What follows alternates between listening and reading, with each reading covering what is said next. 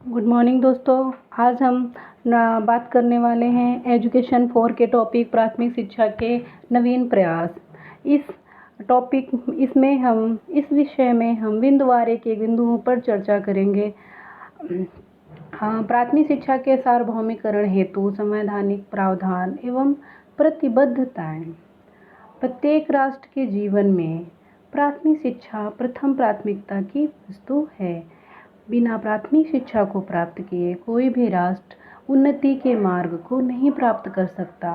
प्राथमिक शिक्षा जो है वो हमारे व्यक्तियों में को एक सभ्य नागरिक बनाती है, अपने अधिकारों एवं कर्तव्यों के प्रति जागरूक करती है, उनका सर्वांगीण विकास करने का पहला मार्ग प्रशस्त करती है, जिसके आधार पर वो आगामी शिक्षा के चरणों को प्राप्त करने की कोशिश करते हैं।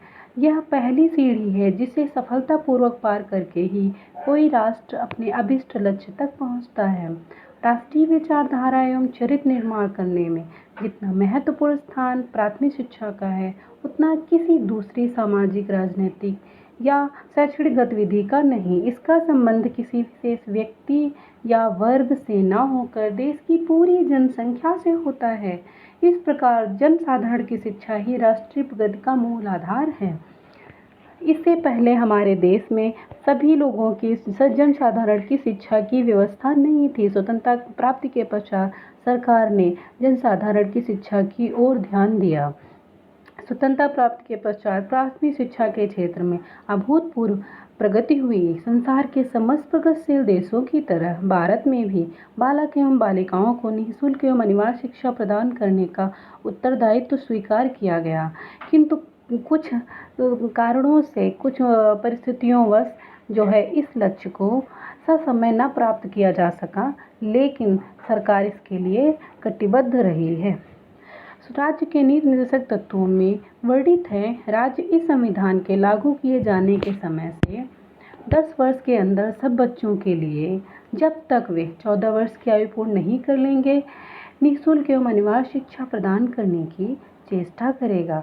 सन 1976 से पूर्व शिक्षा पूर्ण रूप से राज्यों का उत्तरदायित्व था। संविधान द्वारा 1976 में किए गए 42वें संविधान संशोधन में शिक्षा को राज्य सूची से हटाकर समवर्ती सूची में डाला गया, जिसके दूरगामी परिणाम हुए। केंद्र सरकार ने शिक्षा के राष्ट्रीय एवं एकीकृत स्वरूप को सुदृढ़ करने का उत्तरदायित्व लिया। नोट ध्यान दें, समवर्ती सूची में दिए गए विषयों पर केंद्र व राज्य दोनों सरकारों को कानून बनाने का अधिकार होता है, लेकिन विवाद होने की स्थिति में केंद्र द्वारा बनाया गया कानून ही जो है वो सर्वोपरि माना जाता।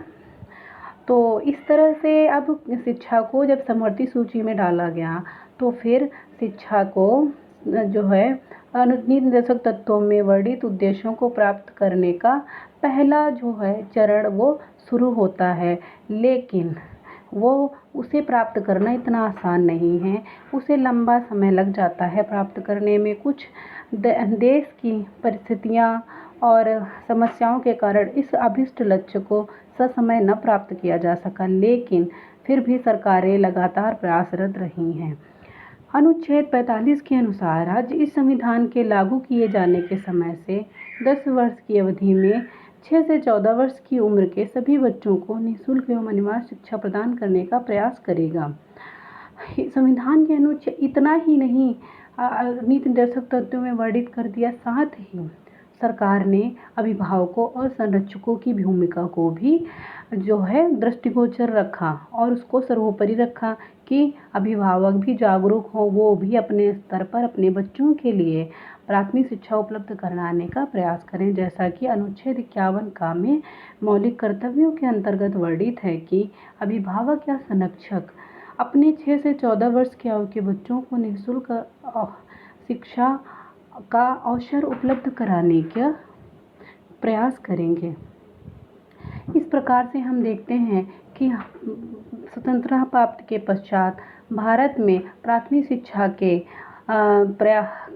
को अनिवार्य बनाने के लिए बहुत प्रयास, किंतु कुछ देश की परिस्थितियों व सामाजिक, आर्थिक, राजनीतिक परिस्थितियों के कारण उस अभिष्ट लक्ष्य को ससमय न प्राप्त किया जा सका और इसके लिए सरकारों को काफ़ी समय लग गया।